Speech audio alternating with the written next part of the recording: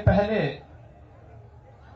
तो 2 घंटे देरी से आने के लिए आप सबसे खेद व्यक्त करता हूं, लेकिन इसमें मेरी गलती नहीं थी। ये शाहीन बाग और नजाइमुद्दीन का जो धरना है, इसने पूरी दिल्ली को जाम कर रखा है। और भाइयों बहनों, इसलिए चाहते हुए भी मैं 2 घंटे पहले आपकी रैली में नहीं पहुंच पाया। मैं आप सबका अभिनंदन करता हूं इस बात के लिए कि लोकसभा चुनाव के दौरान भी मैं आपके बीच में आया था, और लोकसभा चुनाव के दौरान आपने मोदी जी के आह्वान पर श्री गौतम गंभीर जी को लोकसभा का चुनाव जिता करके भेजा, भारी मतों से चुनाव जिता करके भेजा। चुनाव के दौरान हम लोगों ने जो कहा था, इन 6 महीनों के अंदर हमने वो करके दिखाया। लेकिन मैं आप सबको बधाई देता हूं, अभिनंदन करता हूं कि आपने भारतीय जनता पार्टी को अपना पार बहुमत दिया और भारतीय जनता पार्टी की सरकार बनी, और मोदी जी ने देश की आकांक्षाओं के अनुरूप जो कार्य करके दिखाए हैं, आज आप सबके सामने, पूरे देशवासियों के सामने वे कार्य हम सबको स्पष्ट दिखाई दे रहे हैं। भाइयों बहनों, जब मैं यहां इस विधानसभा क्षेत्र में भारतीय जनता पार्टी के अपने दोनों प्रत्याशियों के समर्थन में अपील करने के लिए आ रहा था, तो मुझे रास्ते में एक स्लोगन पढ़ने को मिला। आपने भी पढ़ा होगा, और स्लोगन था कि अच्छे बीते 5 साल। भाइयों बहनों, किसके अच्छे बीते ये 5 साल? मैं आम आदमी पार्टी के नेता और दिल्ली के मुख्यमंत्री से अरविंद केजरीवाल जी से पूछना चाहता हूं, ये 5 साल अच्छे किसके बीते हैं? दिल्ली में न सड़क है, दिल्ली में न शुद्ध पेयजल है। आपने 5 साल पहले दिल्ली की जनता को आश्वस्त किया था, हर विधानसभा में अच्छे राष्ट्रीय और अंतर्राष्ट्रीय स्तर के स्कूल खोलने के लिए। स्कूल नहीं खोल पाए, पाठशाला नहीं खोल पाए, लेकिन मोहल्ले मोहल्ले में मधुशालाएं जरूर आपने खुलवा दी हैं। भाइयों बहनों, यहां से बहुत सारे लोग उत्तर प्रदेश में गाजियाबाद से लेकर के हरिद्वार तक कांवड़ यात्रा में जाते होंगे, और कांवड़ यात्रा में जब आप जाते हैं तो कांवड़ यात्रा में मैं इस बात को इसलिए भी बोलना चाहता हूं कि गंगा जी के लिए पहले गंगा जी का पानी स्नान करने की बात तो दूर, आचमन करने की बात तो दूर, स्नान करने लायक भी उत्तर प्रदेश के अंदर नहीं था। लेकिन आज जहां हमने कांवड़ यात्रियों की समस्या का समाधान किया, हमसे पहले कांग्रेस, सपा, बसपा की सरकारें यूपी में थी, वे कांवड़ यात्रा पे रोक लगा दी थी, डीजे को प्रतिबंधित कर दी थी, शंख घड़ियाल बजाना उन्होंने रोक दिया था। हमारी सरकार आई और मैंने आने के तत्काल बाद कहा, मैंने कहा डीजे पे प्रतिबंध नहीं होगा, घंटे पे प्रतिबंध नहीं होगा, घड़ियाल पे कोई प्रतिबंध नहीं होगा, बल्कि हर कांवड़ यात्रा की जगह जगह स्वागत होनी चाहिए। और हेलीकॉप्टर से भी हमने कांवड़ यात्रियों पर पुष्प वर्षा करने का कार्य किया था। आज अगर गंगा जी में स्नान करने और गंगा का जल आचमन करने लायक उत्तर प्रदेश के अंदर गंगा जी में हुआ है, तो भाइयों बहनों, इसलिए क्योंकि देश के प्रधानमंत्री मोदी जी हैं और उत्तर प्रदेश में भी भारतीय जनता पार्टी की सरकार है। दोनों सरकारों में समन्वय का परिणाम था कि नमामि गंगे परियोजना के परिणाम एक एक करके हम लाते गए, और आज जब प्रयागराज में विगत वर्ष कुंभ का आयोजन हुआ था, तो भाइयों बहनों, प्रयागराज कुंभ में 25 करोड़ श्रद्धालु स्नान करते हैं। वर्तमान में प्रयागराज में पंचमी के दिन प्रयागराज गया था, गंगा जी में स्नान भी किया और गंगा जल का आचमन भी किया। हमने गंगा को निर्मल बनाया है। लेकिन केजरीवाल जी, मैं आपसे पूछना चाहता हूं कि आपने 5 वर्ष के दौरान यमुना जी के लिए क्या किया? आपने 5 वर्ष पहले कहा था कि हर घर दिल्ली में आरओ का पानी पहुंचाएंगे। आरओ का पानी तो नहीं पहुंचा पाए, दिल्ली के पानी को और भी जहरीला बना दिए और जहरीला बना करके स्वयं तो खांसते ही थे, दिल्ली वासियों को भी खांसने के लिए मजबूर कर दिए। भाइयों बहनों, ये कैसी राजनीति जो देश की कीमत पर हो रही हो? एक ऐसी राजनीति है जो देश की कीमत पर हो रही हो। ये शाहीन बाग का जाम, ये निजामुद्दीन का धरना, ये भाइयों बहनों देश के हित में नहीं है। कल देश के यशस्वी प्रधानमंत्री जी ने एक ही बात कही कि महज संजोग नहीं, ये एक प्रयोग है देश के वातावरण को दूषित करने के लिए, देश के सौहार्द को बिगाड़ने के लिए, देश की खिलाफ एक साजिश का हिस्सा है। और ये साजिश अचानक नहीं है। श्रीमान केजरीवाल जी को इस बात की चिढ़ है कि 5 साल में मोदी जी ने तो करके दिखा दिया, लेकिन इनकी सरकार कुछ नहीं कर पाई सिवाय हर मुद्दे पर धरने के लिए।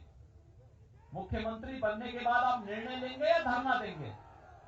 लेकिन हर मामले में धरना देना, कभी रेल भवन पर और कभी यहां के उपराज्यपाल के घर पर, और वहां धरना देकर के सारा काम काज ठप कर देना।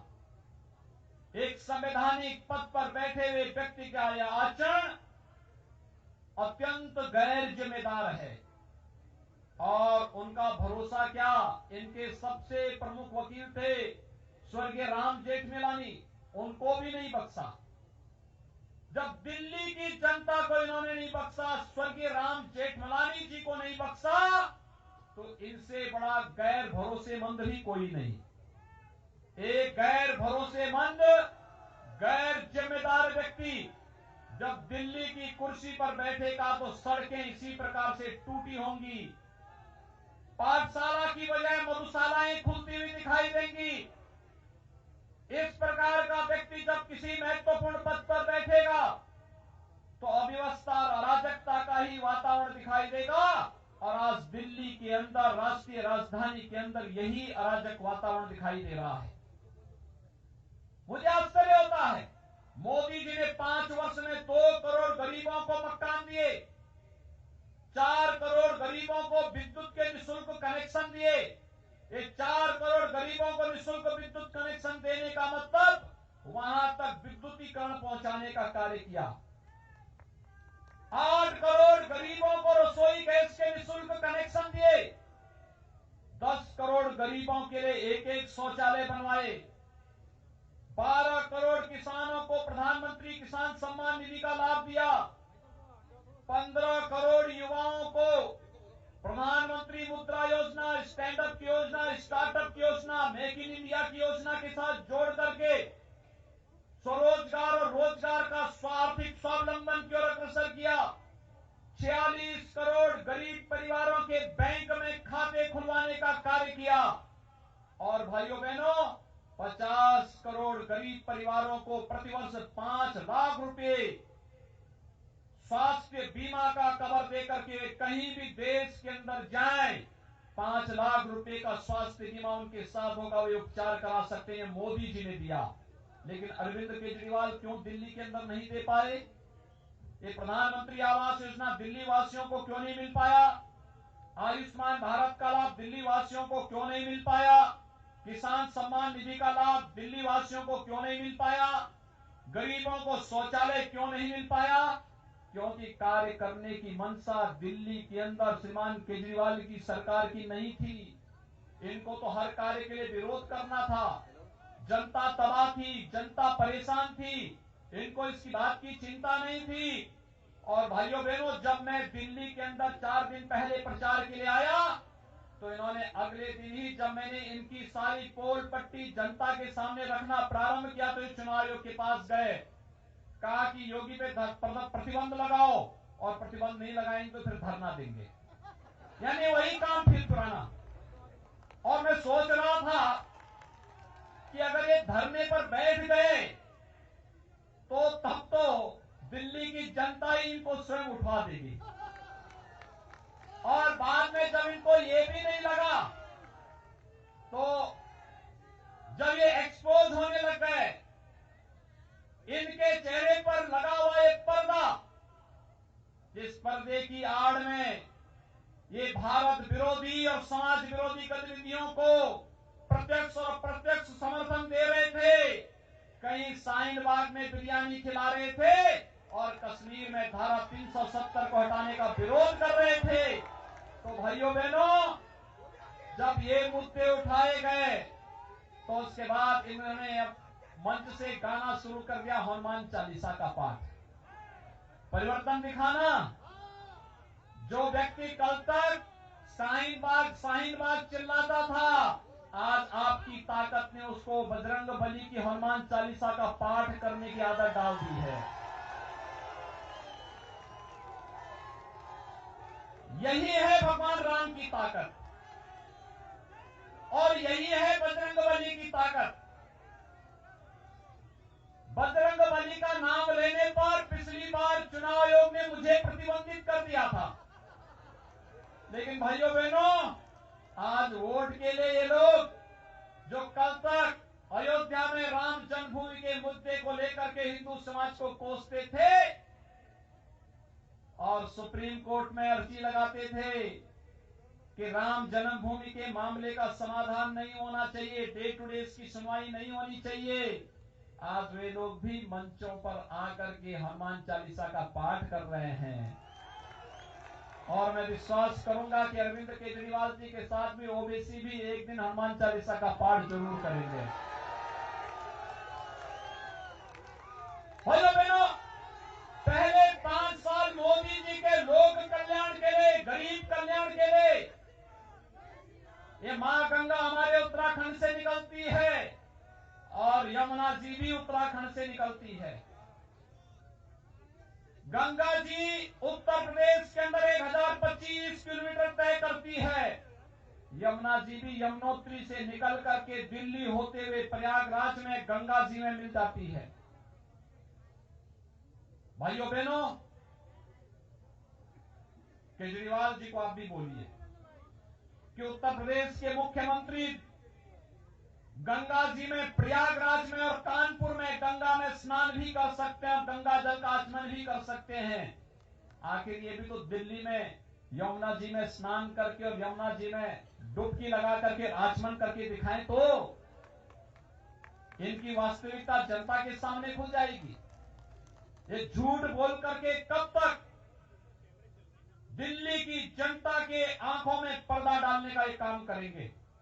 और इसलिए मैं आप सबसे कहना चाहता हूं कि भाइयों बहनों, ये शाहीन बाग तो एक बहाना है, असली निशाना तो इनका इस बात को लेकर के है कि वर्षों से दबे हुए मामले, जिसकी आड़ में वोट बैंक तलाशते थे, देश के अंदर फतवों की राजनीति करते थे, उन सब से आखिर कैसे इन्होंने देश को प्रधानमंत्री मोदी जी के नेतृत्व में कैसे समाधान हो रहा है।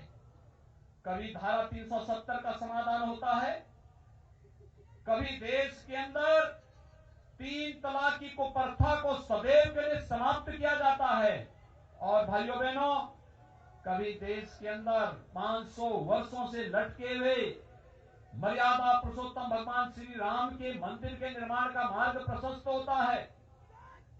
इनकी चिढ़ तो इस बात को लेकर के है कि मोदी जी ने चुनाव के दौरान जो बात कही थी, एक एक करके सबका समाधान हो रहा है, और अगर इन सभी समस्याओं का समाधान हो जाएगा तो इन सब की दुकानें बंद हो जाएंगे, सब बेरोजगार हो जाएंगे। इसलिए अपने रोजगार को बढ़ाने के लिए जगह जगह नागरिकता कानून के नाम पर धरना प्रदर्शन करके देश के अंदर विद्वेष और सौहार्द को बिगाड़ने की एक कुत्सित मंशा के साथ इन्होंने इस प्रकार के कार्यक्रम प्रारंभ किए हैं। पूरी दिल्ली जाम है, लोग परेशान हैं, लेकिन इनके चेहरे पर कोई शिकन नहीं, क्योंकि दिल्ली की जनता के प्रति इनके मन में कोई सहानुभूति नहीं। ये जितनी सहानुभूति शाहीन बाग और निजामुद्दीन के धरने के प्रति आम आदमी पार्टी और कांग्रेस की है, अगर भाइयों बहनों इनके मन में दिल्ली की जनता के प्रति सहानुभूति होती, दिल्ली के अंदर अच्छी सड़कें देते, पेयजल की व्यवस्था देते, अच्छे चिकित्सालय खुलवाते, दिल्ली की जनता को राष्ट्रीय राजधानी के अनुरूप सुविधाएं उपलब्ध कराते। लेकिन इनकी चिंता दिल्ली की जनता नहीं, इनकी चिंता तो कुछ और ही है। और मैं एक बात समझ नहीं पा रहा था, जब प्रधानमंत्री मोदी जी ने कश्मीर में धारा 370 हटवाई, तो धारा 370 को हटाने में 3 लोगों ने विरोध किया था।